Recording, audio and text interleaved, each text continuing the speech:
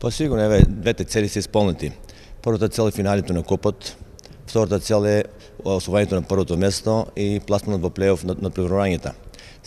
Сегаш първото место носи и после противник в плейофът, значи и по-дълго време за екип да се подготвя за финалната средба в плейофът. Знаете, колко се игра този финалният превод, сегаш сите екипи имат голи амбиции, сите екипи сакат да бидат шампиони, така да никогаш по-готово в купът не се знае, така да ние надправо мудро го очекуваме, все още има около 20 дена за финални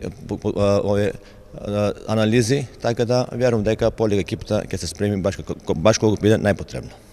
Мислите, зборуваме за дуелот со Весна Пробиштип како завршница од куп титулата, или? Да, така бидејќи одиме чекор по чекор. Првата цел не е освоението или одбраната на купот, како што рековте.